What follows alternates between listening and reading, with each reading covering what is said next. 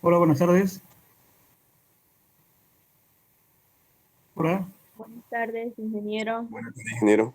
Ven la imagen, ¿me escuchan? Buenas tardes. Sí, se ve. Y se ve la imagen. Ya, gracias. Bueno, ¿en qué estábamos a ver? ¿Me recuerdo, por favor? ¿Alguien? Más atrás. Ahí creo Ahí, que estábamos, ¿no? Ya, sí, ahí. ya. Sí.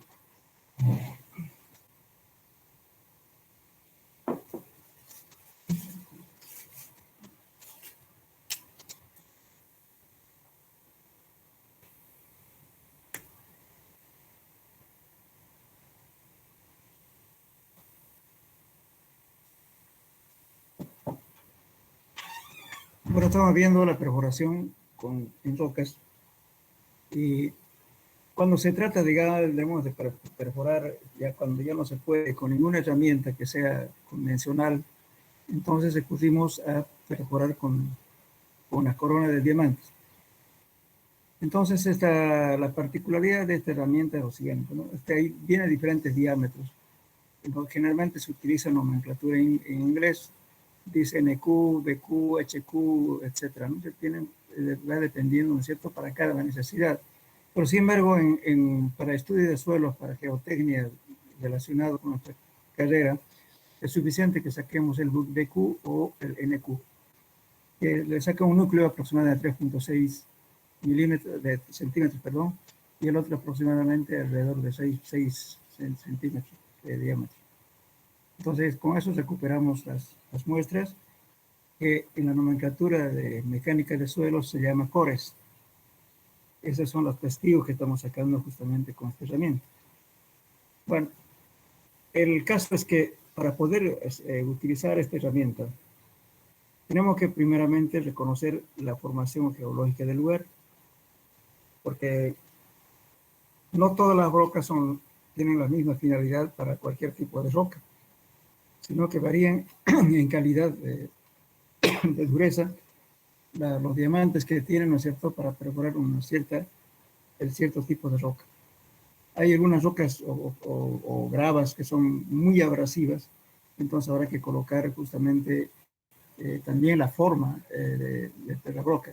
Puede haber una roca escalonada, otra canalada, en fin, hay diferentes tipos de rocas, de rocas y lógicamente y saber escoger las rocas correspondientes para cada necesidad.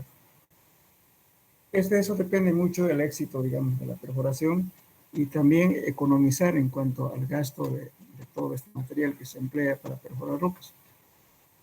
Bien, entonces, si estamos empleando para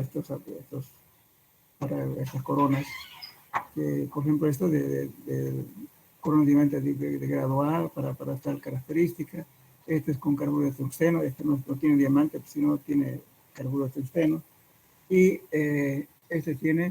son rocas para una formación de un poco más blanda, etcétera, ¿no? Entonces vienen, el fabricante de esto nos ofrece qué tipo o qué serie de brocas tenemos que comprar. Entonces tenemos que comprar esa broca adecuado para una cierta calidad de roca. Y después, una vez que escogido eso, ¿no es cierto?, vemos la necesidad. Ahora también hay que ver si realmente estamos perforando en canto rodado o estamos perforando en roca sana, ¿no? Que puede tener fisuras, pero no totalmente, digamos, meteorizada o un canto rodado, como en este caso. Fíjense, aquí estamos perforando en Río Piraí, cerca de Petacas. Entonces, lógicamente, que este es un problema bastante, podemos decir, dificultoso, porque las piedras, las gravas están totalmente sueltas. Entonces, en este caso, este equipo que está viendo usted aquí es especialmente para perforar en roca. Tiene una velocidad variable desde 200 revoluciones por minuto hasta 4000 revoluciones por minuto. y además tiene un aparato para poder aumentar la presión de empuje. Y también, como si tenemos piedras sueltas, entonces tenemos que poner doble herramienta. Ponemos un casing o una camisa de revestimiento de mayor diámetro y luego una vez que pongamos la camisa de revestimiento de mayor diámetro, por el centro metemos esta zapata, esta corona de diamante, y para perforar la roca, ¿no es cierto?, desde la punta de la camisa para abajo, para extraer muestras. Hacemos la misma operación, luego otra vez colocamos la camisa, perforamos a mayor profundidad, otra vez colocamos esta herramienta para poder recuperar los cores. Ahora, cuando está totalmente material suelto, entonces a veces las piedras se giran cuando está girando esta herramienta acá. Entonces a veces me coloco la piedra aquí, está girando, entonces no perforamos nada, solamente hay desgaste de la corona. En esos casos hay que hacer inyección de cemento. A través del orificio, ¿no es cierto?, se inyecta lechada de cemento y hay que esperar a que esto seque. O sea, fragua, ¿no es cierto? Una vez que fragua, lógicamente que las rocas van a estar, o las gravas, están ya estáticas y por tanto podemos cortar. Entonces, una vez cortado, lógicamente, este equipo tiene unas trampas, ¿no es cierto?, que agarra y logra sacar las muestras, como en este caso. Aquí, por ejemplo, podemos ver en esta muestras recuperadas de ese lugar que estamos hablando.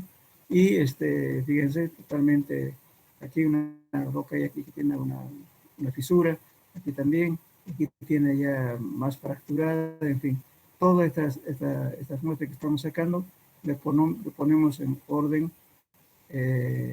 cronológico, digamos.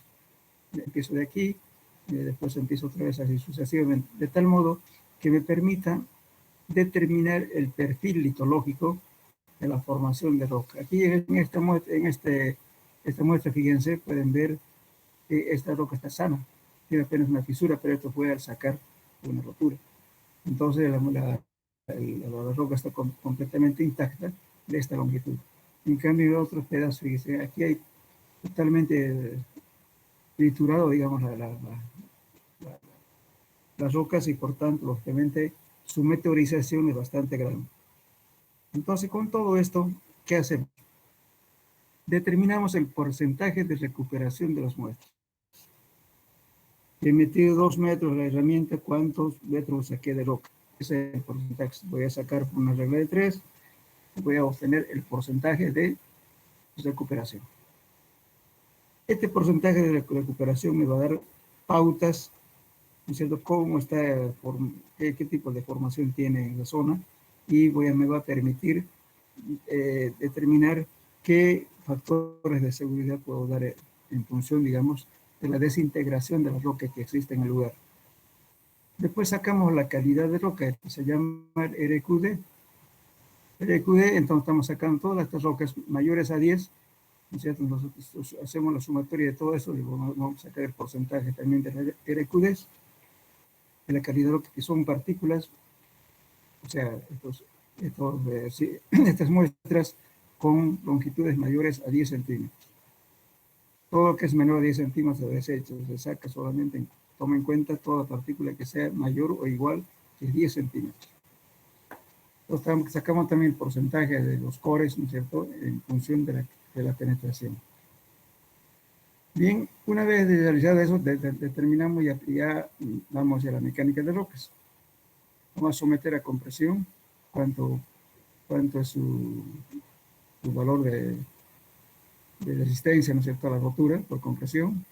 Podemos también hacer un ensayo, digamos, de tracción mediante el método de Corneiro, el método brasilero. Se ponen 2 apoyos y luego se aplica una carga. Se determina la resistencia a la tracción, igual que en hormigón. Bueno, entonces todo esto nos va a dar digamos, supongamos que a mí me dé a compresión una resistencia de 50 kilos por centímetro cuadrado, pero no le voy a decir al calculista tome 50 kilos por centímetro cuadrado de resistencia del suelo. Eso es una parte de esta partícula, ¿no es cierto?, que la estoy rompiendo, pero sin embargo tengo que tomar un factor de seguridad de todo este grupo, decir, bueno, tome un valor qué sé yo, digamos, de toda la resistencia que hubiera, dividida entre un factor de seguridad entre 5, inclusive hasta 27 o 25, factor de seguridad. Entonces, con eso va a hacer el cálculo justamente de sus fundaciones el calculista. Ahora, los valores de tracción también es importante, porque si estamos haciendo un puente, por ejemplo, ¿cierto? Que vamos a poner cables de anclaje, entonces se perfora horizontalmente o en forma inclinada, pero tenemos que ponerlo con lechada de cemento, y entonces al adherirse el cemento con la roca, entonces está sometiendo justamente al esfuerzo de tracción. Para eso se determina también los valores de tracción de los núcleos que uno saca al hacer el sondeo. Bueno, cuando la roca no tiene este problema, digamos, de cantos rodados, a veces es mucho más fácil perforar. Uno puede creer, ¿no es cierto?, de que en una roca sana cuesta más perforar, al contrario, porque aquí en este tipo de cantos rodados utilizamos doble herramienta. Una corona igual que esta, de mayor diámetro, para el encamisado. Luego, otra corona para ir por medio del tubo y sacar estos núcleos. Son doble gasto en cantos rodados. Y también en rocas que tienen fracturación. Bueno, también podemos hacer ensayos de, si supongamos que hacemos un túnel o embalse para ¿no es cierto?, empresas de tierra o empresas de lo que sea, de hormigón, de tierra, lo que sea. Siempre estamos haciendo el cierre, ¿no es cierto?, donde hay roca o donde hay arcilla, generalmente donde hay roca. Entonces, lógicamente que también ahí hay que hacer las perforaciones y además hacer la prueba del Leuillon. La prueba de Leuillon es una prueba de la determinación de la permeabilidad de la roca. Entonces vamos perforando con esta herramienta, ¿no es cierto?, del diámetro NQ, y luego sacamos a cada metro o cada cambio, ¿no es cierto?, donde aparece, qué sé yo, rocas fracturadas, entonces ahí hacemos el ensayo. Sacamos la herramienta rotación y luego metemos, ¿no es cierto?, una tubería de alta presión y le ponemos un packer, o sea, un tapón, una palabra. Luego metemos agua, alta presión con una bomba de pistón y vamos a medir la cantidad de agua que entra por unidad de tiempo. Entonces, si la roca está fracturada, entonces va a entrar agua y la estamos midiendo. Esos valores vamos a determinar el número de Leuillon. Y si excede a un cierto valor que dicen las normas, entonces va a requerir tratamiento para evitar la filtración del agua a través de la presa de la parte lateral o de fondo. Entonces, si tenemos que hacer un tratamiento, se hace orificios, ¿no es cierto?, con el mismo equipo o con otro equipo más pequeño, se hacen agujeros en la roca y se inyecta lechada de cemento o lechada de arcilla de floculado, una bomba de alta presión y se ha hecho. ¿Cuál es el objetivo? De taponar todos los orificios, digamos, las fisuras que tiene la roca para que no haya pérdida de agua. Ese es el objetivo. Entonces, ahora en túneles es lo mismo. En túneles se hace la perforación, sabemos por dónde va el túnel, pero sin embargo hay que hacer la perforación con diamante de arriba para ver la conformación estratigráfica que tienen, ¿no es cierto?, las rocas y a ver cuánta filtración tiene. De repente, ¿no es cierto?, el túnel hace un agujero acá y va a haber tal cantidad de agua que va a caer por la recarga hidráulica y que no van a poder pasar por la cantidad de agua que tiene justamente el túnel.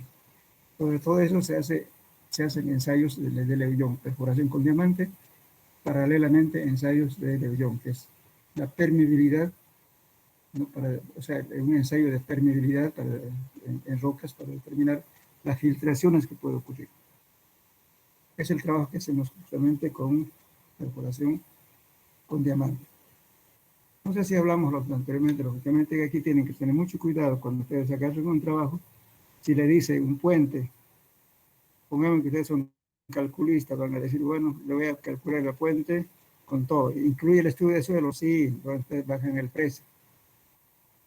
Pero primeramente tienen que averiguar qué formación geológica hay en la zona y qué tipo de ensayos van a hacer ahí. Si van a hacer geofísica, si van a hacer perforación en roca o simplemente un SPT. Porque resulta que de repente piden un precio muy bajo y resulta que este trabajo les va a costar caro, que no van a poder cubrir ni siquiera el costo de la perforación. Ya ocurrió con varias personas que no tienen experiencia en esto, que se entusiasman, creen que están cobrando bien, pero sin embargo, cuando ya primero tienen que cotizar cuánto le va a costar un estudio en tal zona, porque geológicamente hay que conocer primeramente. Y después decir, bueno, el estudio de suelo me va a costar tanto, y lo demás mi ganancia en cuanto a mi cálculo, todo lo demás. Hay que llevar topo, en fin, hay muchos, o sea, un proyecto de un puente es un trabajo multidisciplinario, no solamente calcular el puente, sí, hay otras cosas colaterales. Muchas veces inclusive hay que hacer un estudio de la, de la historia, en realidad, de la zona, de la cuenca. De repente es un paleocauce. Pues ahí hay que utilizar a un geólogo que le diga, bueno, no haga el puente aquí porque, o haga defensivos porque el puente puede ser que en alguna avenida máxima, ¿no es cierto?, el agua cambie de curso. Ya no pase ni siquiera por el lugar que estamos en el puente, de repente pasa por otro lado. Eso se hace también un estudio, digamos, ¿no es cierto?, de la parte de los daños geológicos que pudiera haber, de la historia del curso del agua. El agua siempre tiene una recurrencia entre 25 a 40 años. Siempre trata de volver por su curso anterior. Eso hay que tener cuidado. Ahí justamente participa un geólogo especialista en eso. Lo mismo, si va a hacer un corte con todo esto, usted se da cuenta que tiene una roca fracturada y le dirá al geólogo, ¿no es cierto?, que ocurre, ¿no es cierto?, que de repente hay una falla geológica por ahí. Como le digo, es un trabajo multidisciplinario. Estoy hablando de puentes grandes, por supuesto, no de puentes pequeños. Nosotros, por ejemplo, hemos hecho en Tarija varios estudios para puentes y cruces de tuberías para gas. Y hay que tener cuidado ahí porque aparte de eso, a veces hay que ir por zonas inaccesibles. Y este equipo a veces no va a subir un camión. Entonces se coloca un trineo y se amarra al equipo mediante un guinche, usted lo va a subir por una ladera. Lógicamente cuesta trasladarlo y también riesgo con el personal. No es un trabajo muy fácil, digamos, es riesgoso. Entonces hay que cobrar su costo real. Bien. ¿Alguna pregunta hasta aquí, jóvenes?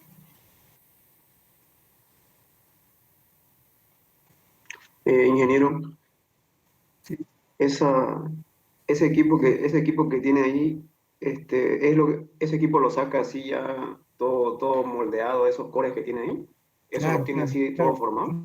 Utiliza, le digo, cuando usamos camisa estamos usando un tubo de mayor diámetro para evitar el derrumbe lateral donde si hay grava.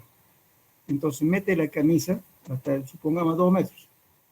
Ya, entonces saca la herramienta, digamos, del tubo más ancho y luego mete otra herramienta más angosta, con el cual va a cortar con una corona de este tipo, va a sacar estos núcleos, ya pero de la zona inalterada.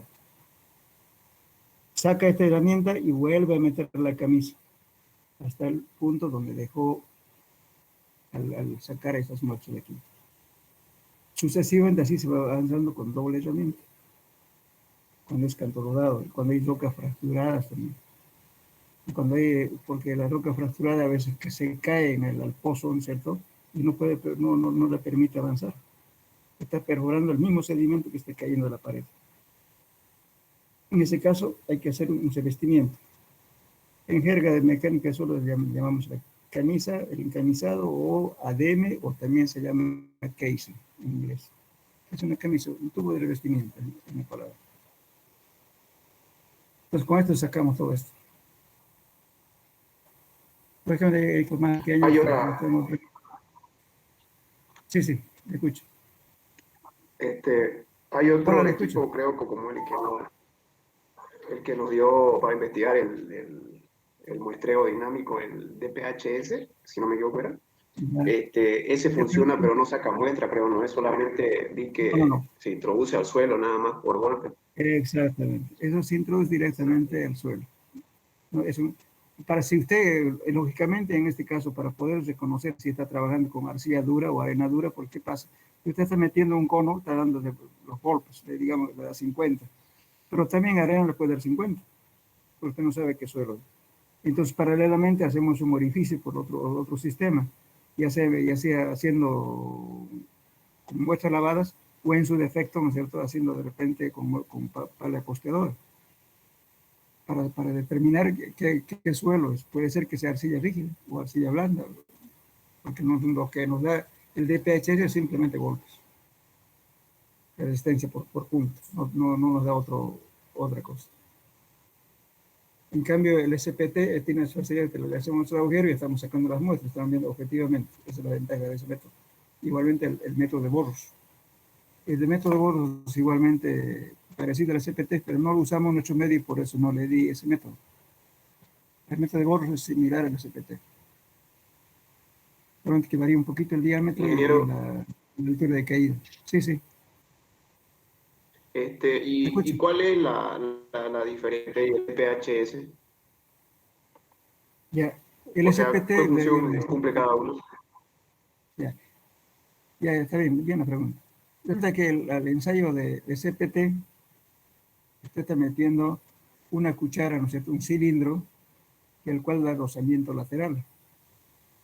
Es como meter un pilote o un poste a golpes. En cambio, si usted mete el DPHS, un cono, cualquier cono, no solamente el DPHS, también puede ser otro cónico, cono holandés o que sea. ¿Qué está haciendo? En el método cónico también hay dos formas de hacer el ensayo. Uno con carga estática y otro con carga dinámica. El DPHS es carga dinámica. ¿Por qué? Porque estamos golpeando. En cambio hay otro, la penetración cónica también podemos hacer, pero metiendo una carga estática mediante un gato hidráulico. Entonces ellos lo que lo están dando es el cono es resistencia por punta, no la fricción lateral. Porque el otro es un cilindro y este es un cono, como un trompo.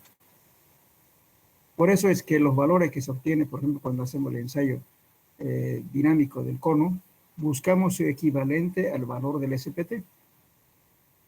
Con esos valores de N ya convertidos al SPT, ya usamos todas las fórmulas para poder calcular la función o tomar algunos valores de tensión admisible, etc. Esa es la diferencia. Claro, el cono no le extrae muestras. Gracias, Si usted ingeniero. quiere tener muestras, tiene que hacer un ensayo paralelo con otro sistema. La ventaja del cono es que, ¿qué pasa? Son golpes continuos. Usted no puede volver cada metro, sino un golpe continuo. 30 centímetros, o sea, donde entra el cono, creo que es 30 centímetros, no me acuerdo muy bien. Después entra ahí, otra vez, sucesivamente. Todos son golpes continuos. Entonces está tomando los datos en forma continua y le va a permitir graficar, ¿no es cierto?, la resistencia por punta versus profundidad. Entonces va a tener una curva, ¿no es cierto?, al milímetro. Esa es la ventaja de hacer un ensayo del cono. Pero para reconocer si ese suelo es arcilla, arena, que se tiene que hacer otro ensayo paralelo. Bien. ¿Qué más le iba a decir? A ver, Ahora, también tenemos otros sondeos que son los geofísicos o los métodos indirectos. Lo que hemos hablado hasta ahora son métodos directos.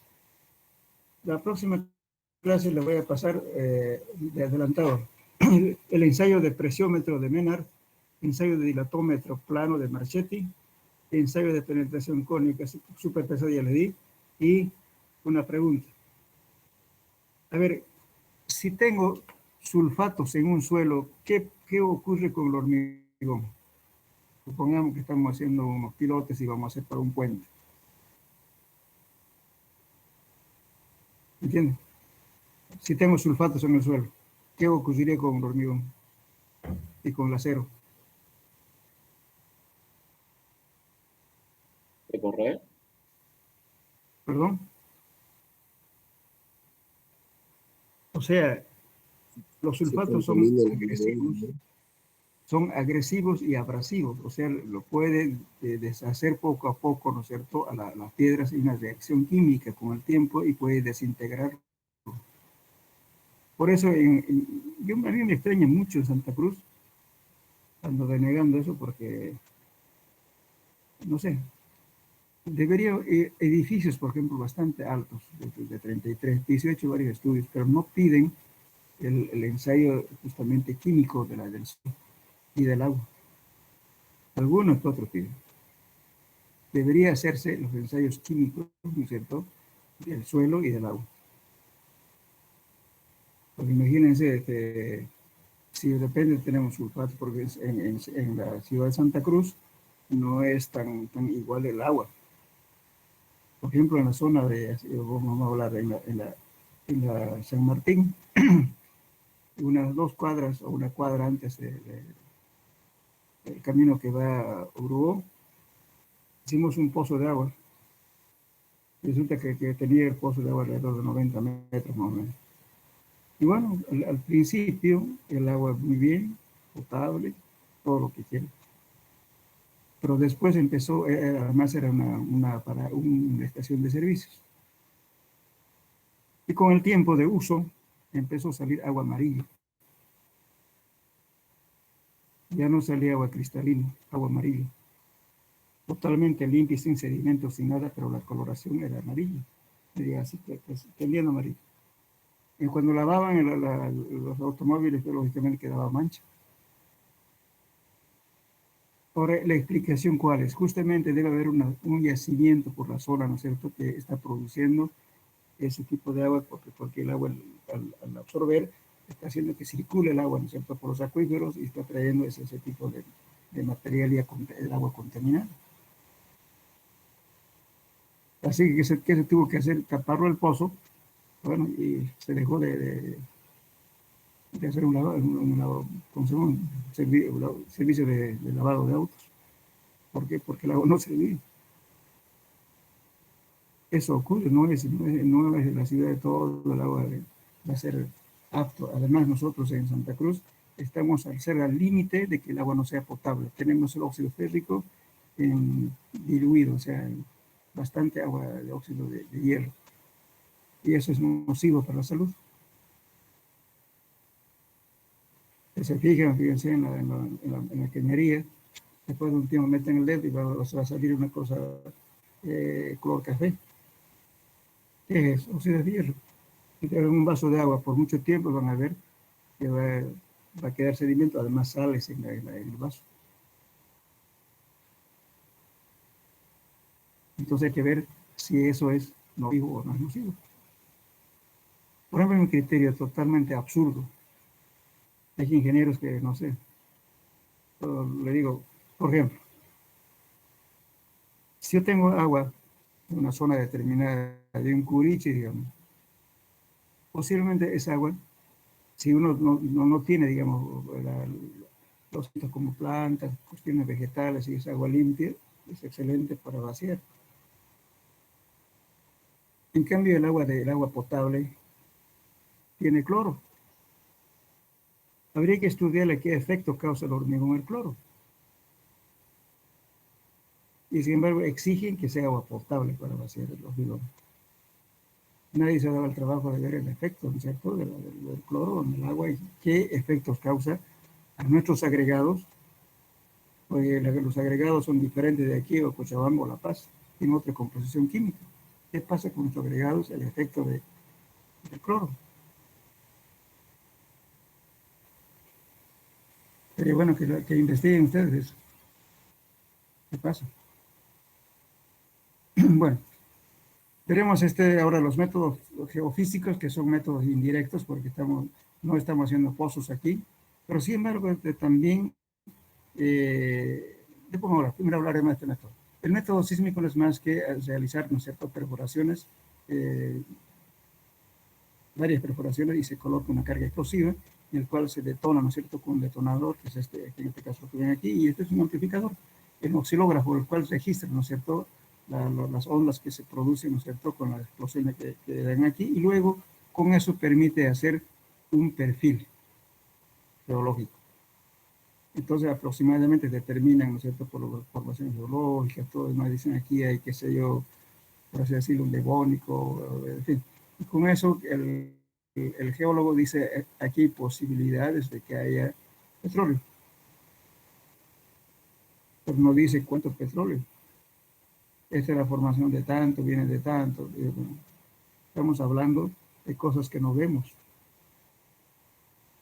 pero de aproximaciones. Por eso cuando se hace un pozo petrolero, la única forma de saber su producción es cuando ya estamos explotando. Colocamos la bomba y estamos sacando combustible o gas o petróleo, lo que sea. La única forma. Igualmente en los pozos de agua. Mientras no le pongamos el tubo y empecemos a bombear, no sabemos realmente, no podemos cuantificar exactamente cuánto de agua sacamos. Bien. Entonces, este método se emplea muy poco en nuestra profesión, pero sí se han hecho en puentes, algunas veces cuando se quiere determinar si alguna vez, especialmente en zonas kársticas, o sea, donde hay piedras calizas, podemos determinar, hacer un edificio, de repente por abajo, ¿no es cierto?, hubo circulación de agua y tenemos túneles, cavernas. Entonces, para eso es conveniente usar este tipo de trabajos adicionales en los ensayos directos, estamos hablando de CPT, cónico, etc. Entonces, con eso podemos detectar que hay oquedades. Es frecuente en la zona donde hay calizas, es frecuente cavernas subterráneas. Bueno, entonces para eso es más aplicable. Ahora, el método de resistencia eléctrica es este método. Por ejemplo, aquí estamos haciendo un estudio para hacer un pozo de agua. Un lugar que no se conoce, no había, o sea, no se conocía los acuíferos, nada, entonces para determinar más o menos en qué punto se puede hacer, estamos haciendo geofísica. Este es el método de Schulberger, que viene, este método que se llama de resistencia eléctrica lo inventó el doctor Wegner, que su esquema es este. Entonces, ¿qué está haciendo aquí? Fíjense, esta es una variante de ese método. Ahora, actualmente se emplea esto. El método, el método de Wegner funciona de la siguiente forma. Tengo una fuente, una batería de 12 voltios, puede ser de moto, de auto, lo que sea. Y tengo un miliamperímetro. Tengo un carretel de cables y los electrodos, que son estos. Y frente aquí otro electrodo y el carretel, el cual está conectado, lógicamente, estoy haciendo pasar corriente, ¿no es cierto?, a través de este cable, porque este es un electrodo que lo estoy metiendo al suelo, generalmente es de cobre. Y haciendo separaciones en partes iguales. Bien, después tengo, ¿no es cierto?, un electrodo de corriente, ¿no es cierto?, también aquí otros electrodos, en el cual está conectado un potenciómetro. El potenciómetro es un aparato para elevar el voltaje, igual que elevamos voltaje para soldar. Si tenemos un electrodo de 3 milímetros, tanto de voltaje. Si tenemos de 6, tanto, sucesivamente, ¿no? Igualito aquí, aumentamos la potencia del voltaje. Entonces, y determinamos justamente, ¿no es cierto?, con cuánto de energía se perdió en atravesar este suelo, lo que llamamos resistividad. Y esta resistividad ya está tabulado, fíjense aquí. Por ejemplo, en pirita, sulfato de hierro, 10 a la menos 8 ohmios por metro. Estamos midiendo justamente la caída potencial de la corriente. Agua salada concentrada de 2 por 10 a la menos 2. Si es arcilla húmeda, de 1 a 3 ohmios metro. Si es grava y piedra, 10 ohmios metro. Así sucesivamente. Entonces, el geólogo, ¿qué hace? Aproximadamente, si usted quiere determinar diferentes profundidades, entonces inicialmente esta separación va a ser más chica, y si quiere determinar mayor profundidad, esta ensancha más, va abriendo estas distancias. Entonces, en base a la profundidad, va tomando datos, y hasta que le permite en forma indirecta determinar el perfil geológico, conocido en en la jerga de geofísica, el CEP. CEP significa sondeo eléctrico vertical. Pero, lógicamente, de frontera a frontera de estratos hay bastante, ¿no? Bueno, después hay ahora otro, el método que es el Schulberger, que no exige que estemos haciendo la misma separación, sino pueden hacer, lógicamente, medir la distancia, pero a cualquier distancia. Además, ya hay modelos, ¿no? Físico-matemáticos, ¿no? Programas que el geofísico, los datos que está tomando ahorita, por ejemplo, la corriente que está pasando, entonces determina y le va suministrando datos a la computadora y le va a determinar el perfil geológico. Pues ahí dice, por ejemplo, que sé yo, de repente agua fresca, napa freática, ya la densidad era tanto, el suelo arcilloso tanto, arena húmeda, etcétera, todo eso va dando. Pero son datos aproximados. Entonces el geofísico siempre hace un estudio en este sentido, de repente hace dos líneas y también en este sentido, perpendicular, tratando de hacer una malla. Entonces con eso le dice, bueno, en esta parte verifica esto, aquí está conveniente hacer un pozo, con la posibilidad de encontrar agua. ¿No? Igualmente, también nos sirve esto para determinar qué formaciones hay a 20, 30, 40, 50 metros. De repente tenemos una caverna, o de repente tenemos arcilla muy blanda. Yo tengo un edificio muy alto, muy pesado. De hecho, un trabajo, digamos, a 30, 40 metros, de repente a los 45 tengo un material malo, puede causar hundimientos del edificio. Entonces, es una herramienta auxiliar para respaldar nuestros estudios. Ahora, también este sistema, ¿no es cierto? El geofísico muchas veces hace por ejemplo, en la planta de urea de Bulo Bulo, trabajamos con los venezolanos y primeramente hicieron un estudio preliminar para después hacer con los coreanos. Y por ejemplo hicimos una serie de mallas con SPT, diferentes pozos en ambos sentidos. Entonces los valores teníamos, pero no golpes, y las humedades y el tipo de suelo ya determinado en forma directa, entonces se hace geofísica. Y la geofísica determina, porque también puede variar estos ohmios en función de la composición química del material. Entonces calibre el geofísico, más o menos qué características tiene el suelo y qué resistividad le da en ese material. Con eso, lógicamente, él va a dar a mayor profundidad con datos más fidedignos, no tan a la adivinanza. Bueno, después también, lógicamente, ahora se escanea, hay georradar, en fin, hay varios métodos para hacer los estudios. Entonces, este trabajo de geofísica es lo más usual. Por ejemplo, cuando diseñen ustedes un pozo de agua grande y no tienen referencia de pozos cercanos por ahí, hagan primeramente geofísica. La geofísica debe decir, de repente debe decir, arcilla dura 200 metros. Y como que muchas equivocaciones se produjo con ese programa famoso de Evo. Como hay un programa que Evo Mi Agua, es una porquería. Porque muchas empresas han fracasado y están ahorita arrepentidos de eso. Porque hacían unos proyectos tan hermosos, ¿no es cierto? Lo hacían en La Paz y sin embargo ni siquiera conocían la región. Ni se dieran el trabajo siquiera de ver la parte geológica. A mí me ha tocado en 2 lugares y me dijeron, perfora a tal profundidad, en tal profundidad va a poner la bomba, el tipo de filtros, perforé 200 metros y no encontré una gota de agua. Y le digo, bueno, porque me dan un diseño, ¿no es cierto? Un proyecto, lo que hace el constructor, lo único que hace es seguir el proyecto. La empresa que me había subcontratado a mí fracasó, ahora quería chanchos y pescado, porque lo ayudaron por, pero protestaron su letra y qué sé yo, una serie de abusos.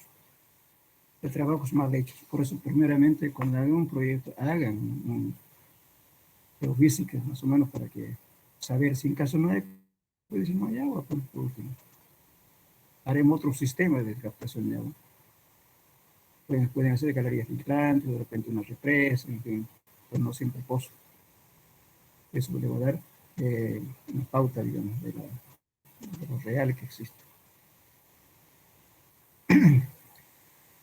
Bien, entonces,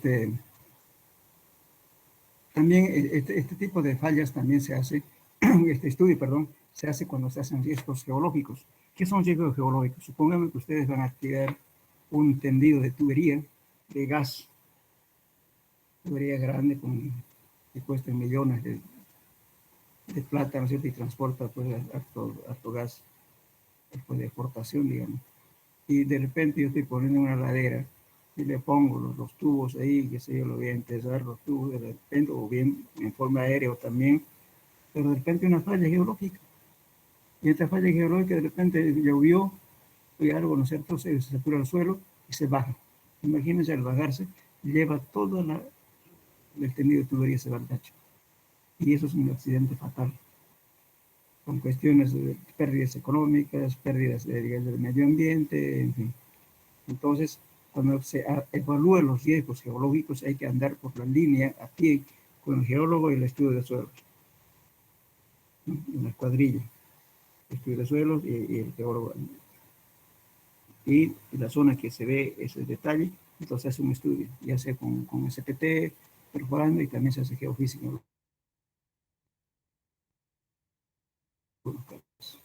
Entonces dice, bueno, está el tramo que puede fallar por esto. Haga una obra preventiva de tal cosa. Y ya se le da la recomendación para que no cometan errores en el tendido de tubería. Bien, esa es digamos, la utilidad de estos métodos que son indirectos. Después tenemos otro método que es el método magnético gravimétrico. Antes que veamos esto, aquí por ejemplo que está haciendo este valor, ¿no? Es la caída potencial, 2pi por A por la separación, por la corriente eléctrica, por aquí, a distancia entre electrodos, ¿no es cierto?, que vimos en el anterior esquema, y intensidad de la corriente que fluye de la fuente que atraviesa el suelo en amperios. ¿El valor? ¿Qué viene a ser la corriente eléctrica que está pasando? Bueno, eso es la caída potencial. Esta es la formulita que utiliza justamente el doctor Wagner para determinar este valor.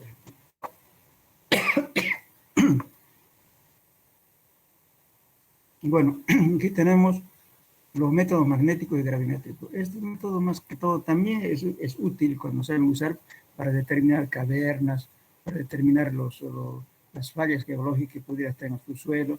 Para eso se utiliza este sistema. Pero es muy poco usual en nuestro medio, o sea, para nuestro caso, es muy poco. Pero el método magnético está basado justamente en el polo magnético. En los métodos geogravimétricos se mide la aceleración del campo gravitacional en diferentes puntos de la zona explorada. Valores de dicha aceleración ligeramente más alta que el normal en la zona indicarán la presencia de masas duras, de rocas. Lo contrario será el índice de la presencia de masas ligeras y cavernas y oquedades. Eso nos permite determinar este método. Bueno, dice aquí, este método casi nunca se usa en mecánica de suelo debido a la información errática que dan como resultado. A veces no será cierto. Por eso yo lo puse nomás aquí para que tengan ustedes un conocimiento por cultura general.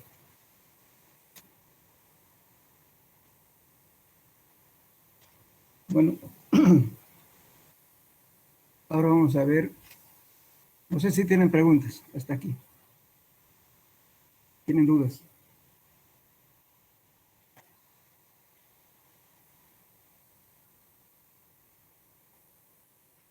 ¿Nada?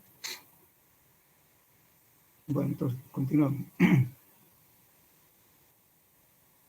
Ahora vamos a hablar del número, tipo y profundidad de los sondeos. Hay varios criterios para determinar la profundidad de los sondeos. Uno de los criterios que antiguamente se utilizaba, pero que ahora ya no está vigente, era lo siguiente. Yo lo puse esto para que ustedes vean que que habían, pero estaban totalmente equivocados. Dice, profundidad del sondeo recomendable es 1.5 B y 3 veces B, siendo B el ancho de la estructura por cimentar. Cabe aclarar que este criterio no se usa en la actualidad. Entonces imagínense, yo tengo, supongamos, una casita de 2 pisos y el ancho de mi casita que sea 15 metros. 1 por 15 me va a dar casi 20 metros por una simple casa, ¿no? De 2 pisos. Si aplico 3 veces B, peor todavía. Entonces esto no se aplica. Ahora el otro criterio es este. No hemos tocado este tema, ¿no? Anteriormente, o ya vimos. Hola. No, ingeniero. No, no tocamos. Ya, No, sí, No tocamos ingeniero. ya, si lo vi, me van a avisar porque yo estoy confundido con el otro grupo. A veces estoy un poco adelantado con ellos. Ya, entonces, bueno, ese adelantado es culpa mía porque me falté una clase. Ya, bueno, este criterio es más convincente. Fíjense. Dice, se debe calcular la incidencia de transmisión del bulbo de presiones en el interior del subsuelo de la máxima carga aplicada. No sea mayor a 5 o 10% del valor Q. Este Q que estoy calculando, o sea, este P, supongamos que es una columna.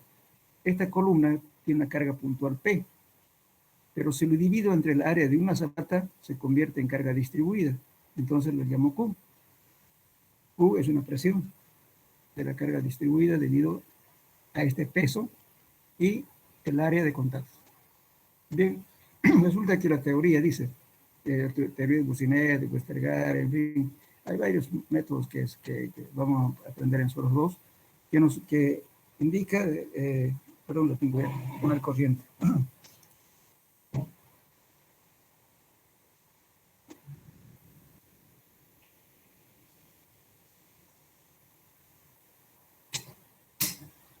Ya, entonces, pasa lo siguiente. Entonces, yo voy a, supongan que ustedes dicen, bueno, señor, le piden un trabajo. Señor, quiero que me haga un estudio de suelo para un edificio. Lo mínimo que tienen que preguntar aquí ustedes, ¿qué tipo de edificio va a ser? Si es un condominio, una casa familiar, o va a ser escuela, colegio, o estadio, ¿no? Cualquier tipo de. Entonces, en función de eso también se toma ciertos cuidados. No es lo mismo, ¿cierto? Una edificación de un estadio o de un coliseo que una casita no normal o un colegio. Un colegio hay tumultos y son de varios pisos, nada raro que alguien haya hecho algún lío, ¿no es cierto? Y toda la gente se va a un solo lado. Entonces las cargas dinámicas son bastante variables. Entonces hay que pensar en eso. Entonces el estudio tiene que ser a mayor profundidad y con más detalle en ese caso. En una vivienda normal, entonces no ocurre ese tipo de eventos. ¿No? Bueno, entonces, ¿qué hacemos? Para poder determinar, el cliente le va a decir, bueno, señor, en base que le digo, bueno, pongamos una casa familiar, muy bien. Entonces va a calcular de la siguiente forma. Usted va a tomar más o menos, a veces no se conoce cuánto de carga está llegando en la columna, pero más o menos se puede tomar así en forma aproximada. Digamos, por columna, por piso, estábamos tomando en cuenta aproximadamente entre 12 a 16 toneladas por piso. Supongamos que son 12, bueno, en 5 pisos serían ¿cuánto? 60 toneladas, ¿no es cierto? ¿Qué quiere decir? Que esta columna va a estar más o menos, va a soportar 60 toneladas. Ahora, si tenemos ya la carga digamos, de solicitante que ya determinó el calculista, sería excelente. Entonces uno conoce esta carga. Pero a veces no conoce, solamente sabemos el número de pisos. Entonces uno, para hablar con el cliente o con el que le está solicitando, ya sea ingeniero, arquitecto, lo que sea, entonces suponemos, decimos este piso tanto, más o menos tal presión. Entonces calculamos. Determinamos aquí la presión máxima de tanto y determinamos que esta presión solamente llega con una incidencia entre 5 al 10% de este valor. Porque el grupo de presiones se va disminuyendo en función de la profundidad. A mayor profundidad ya está haciendo menos. A mayor profundidad de repente ya ni siquiera lo va a sentir el suelo, la carga que estoy colocando. Entonces voy a hacer la perforación hasta que este efecto me llegue con una intensidad de 5 a un 10% del valor máximo de este zapato. Entonces aquí le voy a decir al señor o al propietario, bueno, le vamos a perforar de tanto de profundidad. Sino cómo le va a explicar el cliente. Además, esto es válido para uno mismo, para percibir lo que uno está haciendo. Bueno, otro criterio es lo siguiente. Aquí tenemos un cuadro, este es sacado de Soers. Esto es más un criterio mexicanos que han hecho, ¿no? Entonces, ¿qué dice? Profundidad de sondeo en metros y número de pisos. Vamos a suponer que aquí tenemos el ancho, puede ser de 15, de 20, supongamos que sea de 30. Y vamos a tomar para 16 pisos. Entonces, la profundidad mínima, ¿no es cierto?, de sondeo para 16 pisos es 24 metros, ¿cierto? Anótenlo, por favor, 24 metros. Para 16 pisos, suponiendo que es una casa normal. Bien, ahora voy a calcular por este criterio. Aquí dice condición, ligera de acero o estrecha de hormigón. Esto es relativamente estrecho, pero este es grande, entonces esto es pesado y ancho de hormigón o de acero. Entonces estoy tomando que sea un edificio no muy ancho. Entonces voy a tomar esta fórmula. La fórmula de sondeo es 3 por S a la 0,7. Este S viene a ser el número de pisos. Ahora calcúlenme. El número de pisos en este caso era 16. 16 elevado a la 0,7, ¿cuánto le da?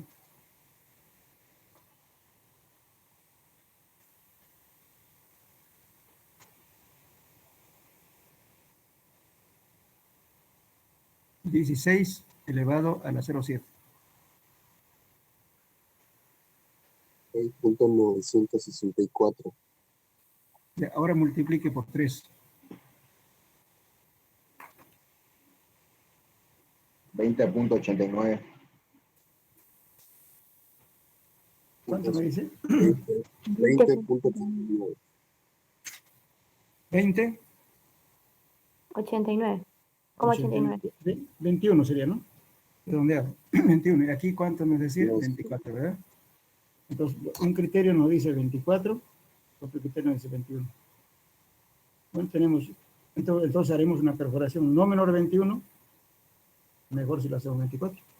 Nos podemos quedarnos con la media, hagamos 22 metros. Ahora, si hubiera sótano, te lo suma. Si me da 22, el sótano generalmente tiene 350. 3 metros de 350 más o menos de alto, 3 metros, pero la losa que se lleva a casi 50 centímetros, generalmente se toma 4 metros aproximadamente. Pues si pongo 4 metros, entonces mi sondeo tendría que hacer 26 metros para 16 pisos, mínimo. ¿Entendieron? Al sótano se lo suma directo. A lo que me dio la cantidad de pisos más la altura del sótano. Lógicamente, inclusive algunos ponen tanques, piscinas.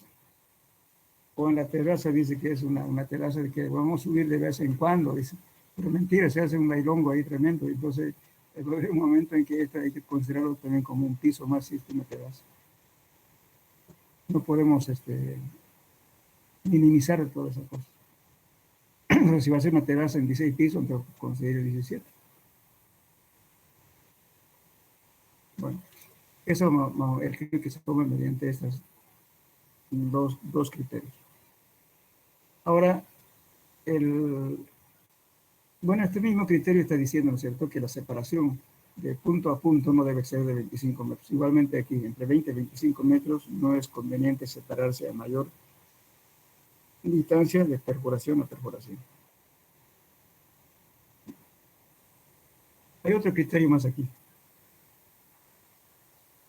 El siguiente. Dice, la profundidad de sondeo es igual a, este es el método brasilero, C por B igual a 8. ¿Qué significa? De que para cualquier tipo de edificación, lo mínimo que puede hacer es 8 metros. Entonces la profundidad de sondeo, ¿qué significa? Profundidad de sondeo. B es el ancho del rectángulo del menor área envolviendo la proyección de la construcción, o sea, el ancho menor en realidad. Eso es B. Y C es un coeficiente cuyo valor depende de la carga media del predio sobre el suelo, o sea, el peso de la construcción más la sobrecarga.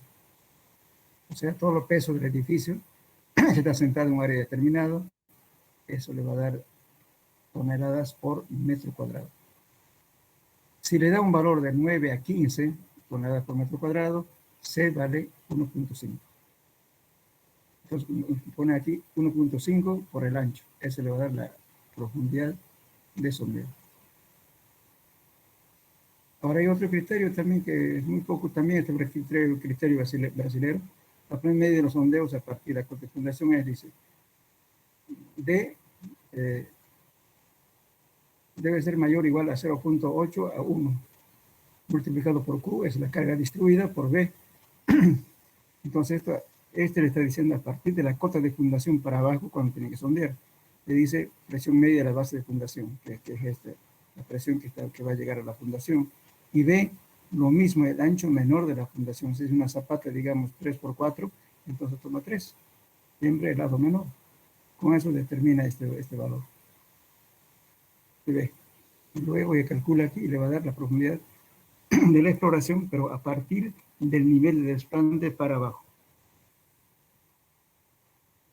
También es un criterio brasilero.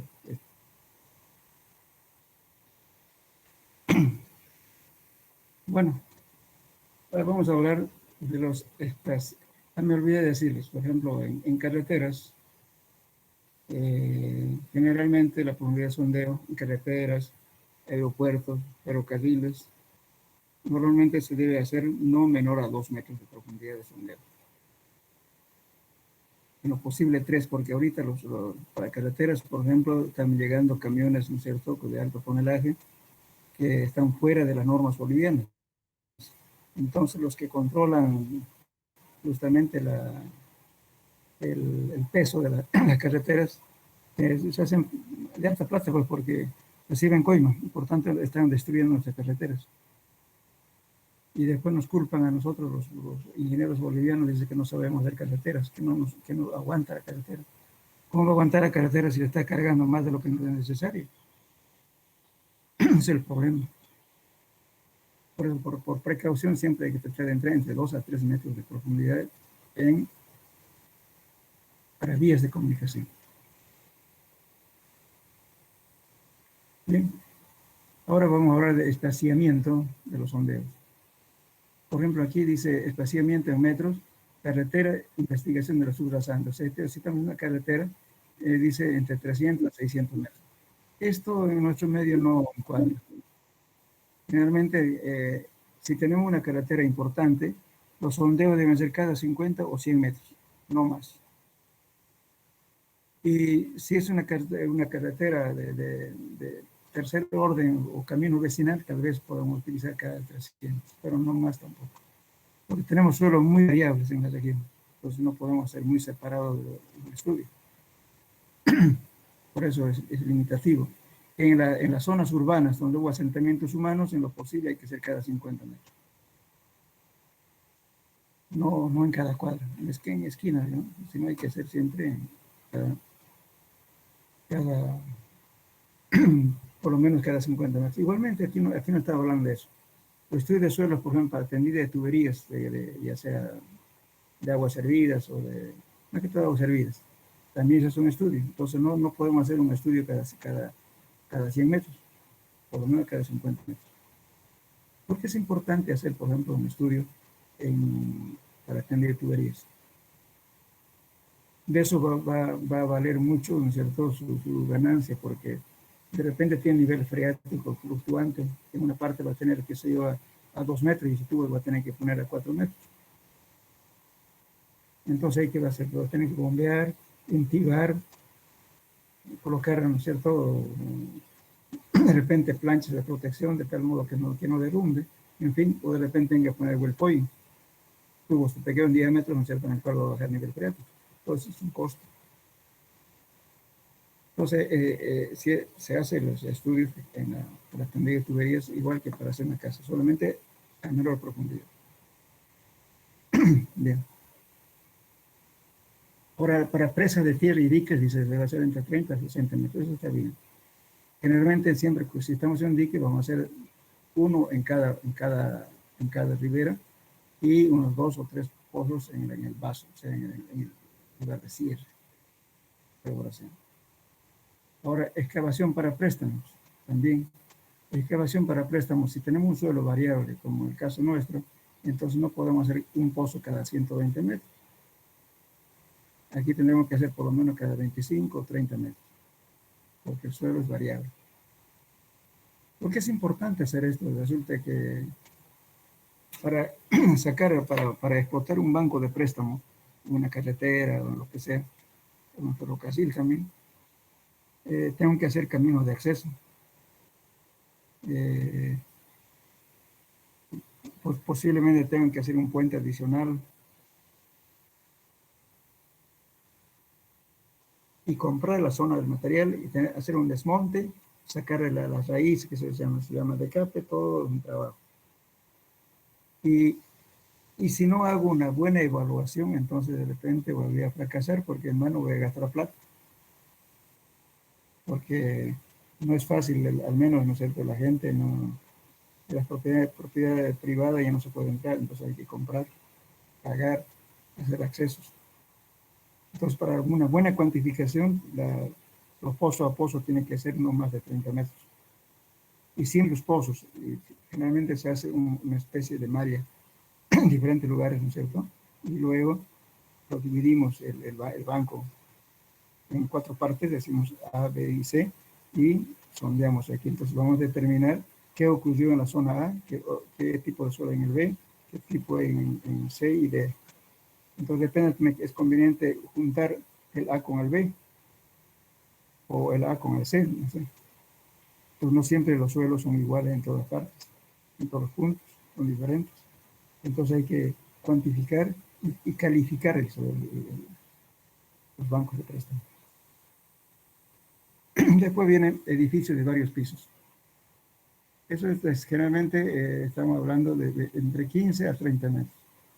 Aquí en Santa Cruz es recomendable no excederse de 20 a 25 metros, no más. Edificio industrial de un piso. Galpones, ¿no es cierto? Hay galpones que están construyendo ahora de 100, 150 metros de largo, por 30, 40 o 80 metros de ancho. Son naves, ¿no es cierto?, para industriales donde hay maquinaria y de todo. Entonces, el efecto, digamos, de un edificio industrial no es solamente las cargas que lleva internamente, pues de repente eso no sea mucho. Pero ahora si tenemos maquinaria que está trabajando todo el día, entonces puede causar resonancia en el suelo y producir la falla. En ese caso hay que tomar precauciones para ese tipo de maquinarias. Hay maquinarias que trabajan día y noche sin variar la aceleración. Entonces eso causa una resonancia, ¿no? Las ondas tienen una misma frecuencia y pueden causar resonancia y hacer que falle el suelo por problemas, más que todos vibratorios. Y también el problema que hay que tener en cuenta es el efecto del viento eólico. Si estamos haciendo un galpón de 100 metros, imagínense la cortina que le estamos poniendo ahí. Entonces, el viento que hace. Si está haciendo viento por muchas horas, entonces está haciendo una vibración debido al empuje del viento. Y entonces hay un efecto de barlovento y sotavento, ¿no es cierto? O sea, trata de la parte de atrás, lo absorbe. Y otro empuje. Entonces, en ese caso hay que tener cuidado justamente de la parte vibratoria, el efecto del viento, más que del peso.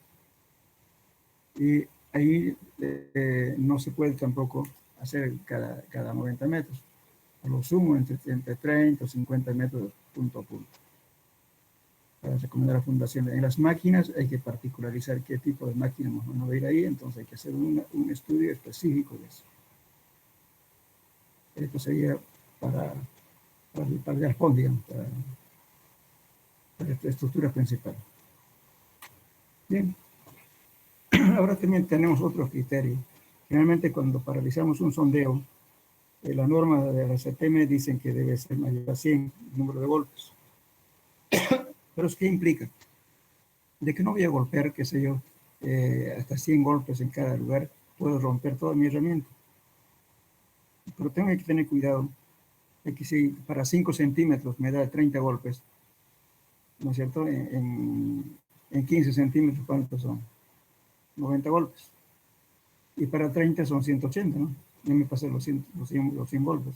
Entonces, ¿para qué voy a golpear hasta 100 si con el índice de penetración que me da, qué sé yo, de 30 golpes para 5, entonces yo puedo decir, bueno, en 10 me va a dar tanto, perdón, en 15 me va a dar tanto, entonces me sobrepasé de eso y yo puedo considerar como rechazo, para no arruinar mi... Pero también hay otros criterios, que es la siguiente. Esto normalmente se emplea cuando estamos haciendo una exploración por el método combinado de rotación y a la vez percusión. Entonces, cuando en 3 metros sucesivos fueron obtenidos índices de penetración mayores de 45, 15, que es decir, 45 golpes para 15 centímetros. En ese caso yo puedo decir, yo para un sondeo ya está garantizado. O en su defecto, cuando en 4 metros seguidos fueron obtenidos índices de penetración de 45, 15, o sea, 45 golpes para 15 o 45 golpes para 30 centímetros, también puedo parar. Por último, si en centros sucesivos fueron obtenidos índices de penetración de 45 o 30, o sea, 45 golpes para 30 centímetros, o de 45 para 45, también puedo dejar ya de sondeo. Yo puedo paralizar mi sondeo. ¿Por qué? Porque ya me garantizo estabilidad. Bueno, también en este caso, cuando se sondea, tenemos material que no podemos atravesar, puede ser que hayamos chocado con piedra suelta por ahí. Entonces, del sondeo se hacen pozos auxiliares de verificación. Supongamos que tengo un punto aquí, entonces no puedo pasar. Entonces voy a desplazar por los 2 metros en ambos sentidos, aquí 2 metros y aquí 2 metros. Voy a perforar para poder determinar la potencia estratigráfica, porque hay piedras sueltas a veces. Entonces, en ese caso hay que hacer otros pozos, ¿no es cierto?, para verificar si toda la formación de la zona es igual o no. Bien, ahora también para poder determinar las tensiones admisibles por este sistema también se pueden usar esta fórmula. En este caso, estamos usando la tensión admisible, hacer un punto de N. N viene a ser el número de golpes correspondiente a los 30 centímetros últimos, y N' es los número de golpes para los 30 primeros. Fíjense, esto me va a dar directamente en centímetro cuadrado. Ahora, aquí un signo más, aquí un signo menos. Si no tenemos presencia de agua, pues aplicamos esta fórmula. Si tenemos presencia de agua, aplicamos esta fórmula, con menos. Ambas son fórmulas iguales, y solamente varía el signo. Esto entonces para zonas donde no hay agua. Esto cuando hay presencia de agua. ¿Algo me iban a decir? ¿Alguna pregunta? Ingeniero, dijo que cuando no hay agua es el signo negativo, ¿no? Sí. No, cuando no hay agua es positivo. Y cuando hay agua es negativo. Que no lo está compartiendo, Esto creo. cuando Está más abajo. Ya. Sí. claro. Aquí estamos, fíjense, este es sobre el nivel freático, es cuando hay agua. Esto debajo del nivel freático. En ese caso. Son fórmulas empíricas, fíjense. Pero nos dan una bastante causa, fíjense. Esto ustedes pueden verlo en un libro de Marqués de Ubirajara,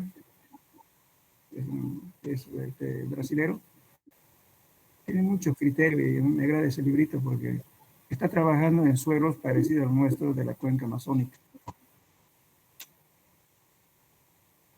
Bien. ¿Alguna pregunta hasta aquí?